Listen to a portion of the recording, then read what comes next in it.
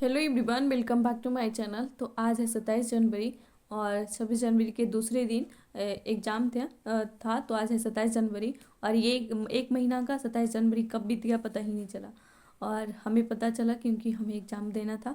तो ये आज है 27 जनवरी और हम अभी आ रहे हैं, अभी खाना खाएं और अपने ब्लॉग को बताने के लिए आए थे कि क्योंकि बहुत सारे ऐसे लोग भी होते हैं जिनका अभी एग्ज़ाम है या फिर कल एग्ज़ाम होगा, तो उनको लगता है कि कोई टॉपिक पता चले तो उसको और फिर दोहरा लें और वही टॉपिक से बहुत सारे क्वेश्चंस आते हैं।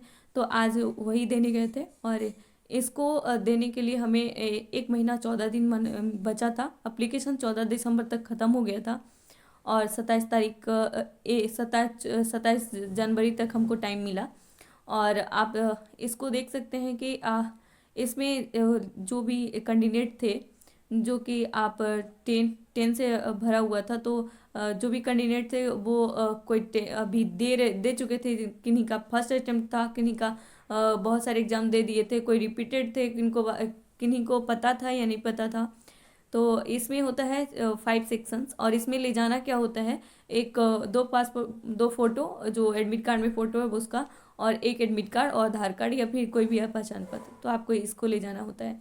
और इसका एग्ज़ाम देने के लिए आपको एप्लीकेशन कोड को पासवर्ड में लगाना होता है। और जो आप सेलेक्ट करते हैं, जो कि वहाँ जो लैंग्वेज सेलेक्ट करते हैं तो वो ध्यान से सेलेक्ट करिएगा, क्योंकि अगर आप एक बार सेलेक्ट होने के बाद दूसरी बार आपको फिर चेंज नहीं करना पड़ेगा।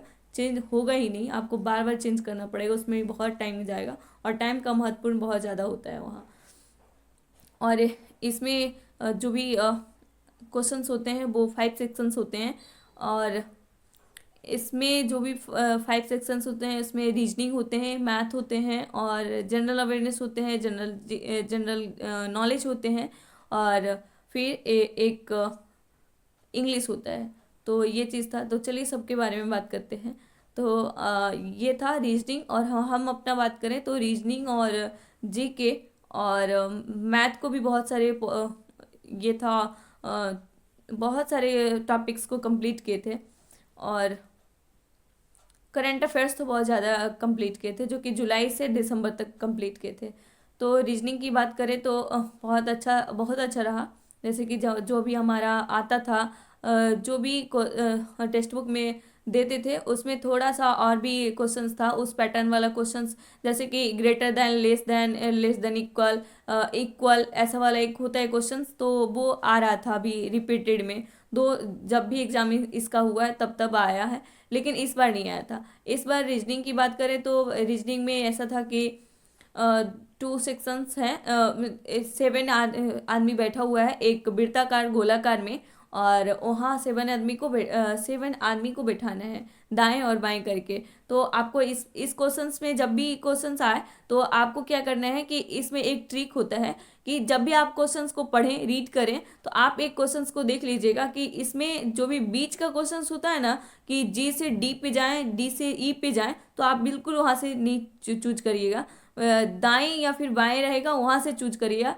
तो जल्दी क्वेश्चंस को सॉल्व करने में आराम होगा और जल्दी बन जाएगा।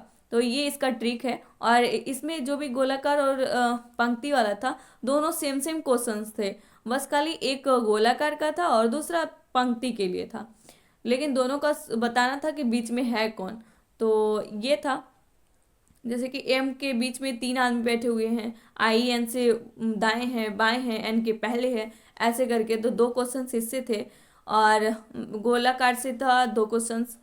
एक एक होता है कि यच था बुधवार को, यच जनवरी से सोमवार से रविवार तक एग्जाम है, और इसमें कुछ अक्षर दे दिए जाते हैं, जो कि एच बुधवार को है। तो एम के 3 आदमी के बाद एम और जी के बीच में 3 आदमी बैठे हुए हैं। तो अब बताइए कि एन और आई के बीच में कौन बैठा हुआ है। तो ऐसा वाला क्वेश्चन था। और इसमें एनालॉगी वाला क्वेश्चन जो होता है, जैसे कि संख्या वाला, या फिर बकरी का बच्चा को कैसे बोलते हैं, बकरी बच्चा, मेल करना होता है ना एक दूसरे के साथ, जैसे ये है उस तरह से। तो मतलब कि गाय के बच्चे को क्या कहते हैं, तो घोड़ा के बच्चे को क्या कहते हैं। तो ये ऐसा वाला नहीं था, अल्फाबेटिंग वाला था। तो क्या कहता है, एनालॉगी से क्वेश्चंस थे, लेकिन अल्फ़ाबेटिंग था। और सीरीज की बात की जाए तो 2 क्वेश्चंस उसमें थे, और उसमें 36 का प्लस हो रहा था, और एक में और कुछ भी था, वो नहीं याद है। और एक है डायरेक्शन एंड डिस्टेंस से क्वेश्चंस थे। दो था जो कि उत्तर पूरब की दिशा, और कितने दूरी और कितने कौन सा दिशा था वो पूछा जा रहा था।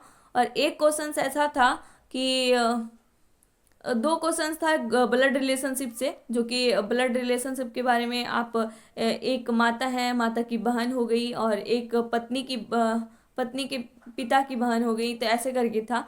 तो 2 क्वेश्चन ब्लड रिलेशन से था, ज़्यादा कुछ नहीं था। और इसमें जानते हैं, जब आप ब्लड रिलेशनशिप का क्वेश्चन आपको जब भी सॉल्व करने के लिए मिलता है, तो आप क्या करिएगा कि आप देखिएगा कि आर और डी, जैसे कि आर डी के बारे में पूछा गया तो हम अपना ऑप्शन उठाते हैं, आर और डी के बीच में कौन सा रिश्ता है। तो आर और बीच में देख लीजिए, आर के और डी के बीच में कितने सिंबल आते हैं, उसी को सॉल्व करिएगा। और बाकी कितना भी लंबा हो उसको सॉल्व मत करिएगा, क्योंकि बहुत सारे ऐसे क्वेश्चंस होते हैं कि 3 से 4 सिंबल 5 सिंबल दे दिया जाता है फालतू का, और बीच में 2 सिंगल के बारे में ही पूछा जाता है। तो ऐसा आप बिल्कुल मत करिएगा। और जो 2 सिग्नल के बारे में पूछे बस वहीं से सॉल्व करिए और दूसरे पे जाइए, आपका करेक्ट आंसर आएगा। अगर नहीं विश्वास बिलीव होता है आपको, तो आप घर में ये क्वेश्चंस को प्रैक्टिस कर सकते हैं। और भी क्वेश्चंस थे।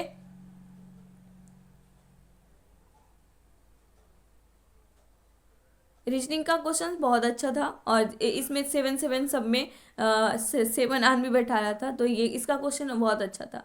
जिसमें हम प्रीवियस ईयर किए थे उससे थोड़ा ठीक था, उसी के आधार पे था सब कुछ, बिल्कुल सब कुछ उसी का आधार पे था। और सबसे पहले जो हमने खोले हैं, जब भी एग्जाम स्टार्ट हुआ है तो पहले रीजनिंग का क्वेश्चंस निकाले, और उसमें 36 का प्लस हो रहा था, तो थोड़ा सा टाइम लगा उसमें। और इसको पूरा करते करते पता है आपको कितना टाइम गया? 36 मिनट। तब हमको पता चला कि प्रैक्टिस के लिए हमको लग रहा था कि एसएससी सीजीएल देंगे तो उसमें भी हमें प्रैक्टिस पीवाईक्यू करेंगे तो हो जाएगा, तो लेकिन ऐसा नहीं है। पीवाईक्यू करने से कुछ नहीं होने वाला है। पीवाईक्यू करने के बाद भी हमको एनालाइज करना होता है, रिवीजन करना होता है, और टाइम का भी उसमें बहुत इंपॉर्टेंस होता है, क्योंकि टाइम का इस बार ऐसा से हमको बहुत ज़्यादा हुआ। क्योंकि जब हम घर में एग्ज़ाम टेस्ट देते थे तो अच्छे से बना लिया करते थे और टाइम भी बच जाता था, लेकिन वहाँ थोड़ा सिली मिस्टेक से बचने के लिए थोड़ा टाइम लग गया। और उसमें हमने 20 आउट ऑफ 20 किए थे, जिसमें हमने कितने गलत की ये तो नहीं पता, लेकिन हाँ अपने से बेस्ट, अपने से जो भी हुआ वो बेस्ट देने का कोशिश किए। और इसमें इंग्लिश में 16 बनाए हैं, इसमें आपको 4 मार्क्स का जो पैराजंबल होता है। अब इंग्लिश की बात करें तो इंग्लिश में जो पैराजंबल होता है उसको हमने टाइम के बावजूद नहीं होने के बावजूद उसको छोड़ दिए हैं। और आर्टिकल इसमें जैसे कि पीवाई हमने सॉल्व किए थे, तो बहुत सारे ऐसे पैराजंबल होते हैं कि सेंटेंसेस दे दिए जाते हैं और 1 या 2 वर्ड को फिल करना होता है, तो इसमें ऐसा नहीं था। इसमें इसमें आप पैराजंबल पढ़िए, और पढ़ के इसमें टाइम लगता है थोड़ा सा, और जो फिल इन दी ब्लैंक्स वाला होता है उसमें थोड़ा कम टाइम लगता है, क्योंकि थोड़ा सा भरा हुआ होता है, और बस एक क्वेश्चंस को पकड़ना है कि क्या कह रहा है। और इसमें पूरे पूरे को पढ़ना होता है, तब आप जाके 4 क्वेश्चंस बना पाते हैं, तो थोड़ा इसमें था। तो आर्टिकल में द बाइबल के बारे में पूछा गया था, और एक स्टेशन के बारे में ऐसे सेंटेंस दे दिया गया था, और इसमें बताइए कि द लगेगा, ये लगेगा, एन लगेगा, या फिर नो आर्टिकल लगेगा, तो इसके बारे में पूछा गया था।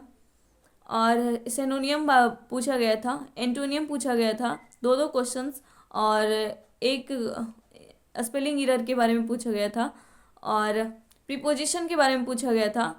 इडियम था, 1 बार सब्स्टिट्यूशंस थे, 2 क्वेश्चंस सबके। प्रीपोजिशन के भी 2 क्वेश्चंस थे, और 4 इसमें पैराजंबल का 4 क्वेश्चंस थे उस सब मिला के, तो 20 क्वेश्चंस इसका था। और इसके बाद हम पैराजंबल सॉल्व नहीं किए क्योंकि टाइम लगेगा, और हम जनरल अवेयरनेस जो भी क्वेश्चंस आज करके गए तो वो नहीं बन पाता, इसलिए हम जनरल अवेयरनेस पे चले गए।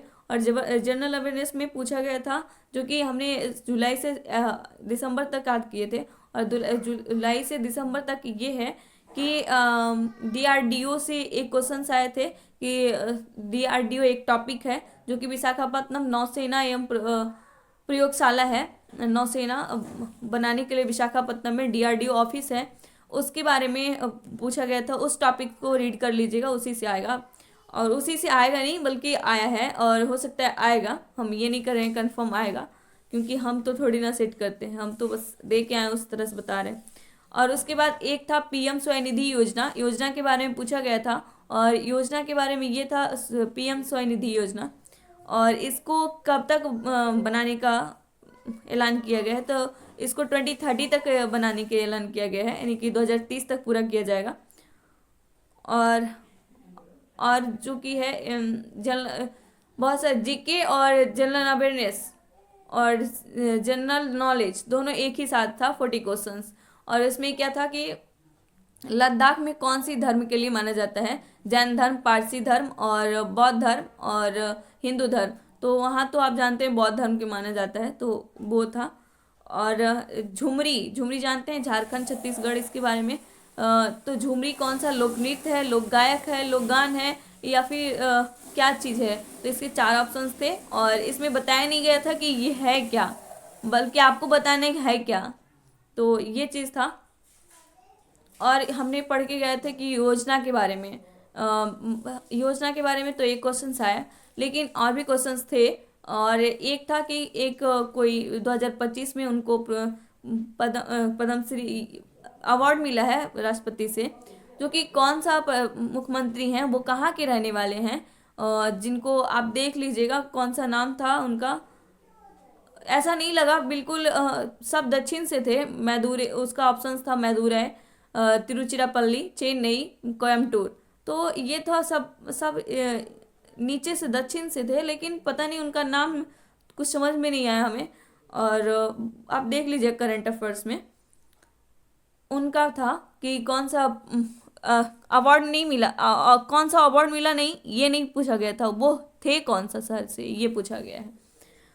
और जनरल अवेयरनेस के बारे में पूछा जाए तो अनुच्छेद के बारे में बिल्कुल क्वेश्चंस नहीं आए, तो टोटल क्वेश्चन इसमें 26 किए हैं। और जैसे हम मैथ के क्वेश्चंस पे गए तो उसमें 2 क्वेश्चंस किए। और एसआई के मूल मात्रक क्या होता है, इसके बारे में पूछा गया था। और दूसरे क्वेश्चन जो कि मैथ के क्वेश्चन में टाइम ऑफ हो गया था, और उसमें क्या था कि एक कैलकुलेटिव क्वेश्चन था कि आप ऑप्शन नंबर 1 ऑप्शन नंबर 2 दोनों को सॉल्व करना था, और दोनों को सॉल्व करने के बाद आंसर करना था, तो उसमें टाइम ही नहीं बचा। तो बस यही हमारा रिव्यू था। अगर आई होप आपको वीडियोस अच्छा लगा होगा तो लाइक शेयर एंड सब्सक्राइब कर दीजिएगा। और इसमें टोटल जो हमारा बना है वो 62 है। और कोई भी क्वेरी हो तो पूछ लीजिएगा क्या है।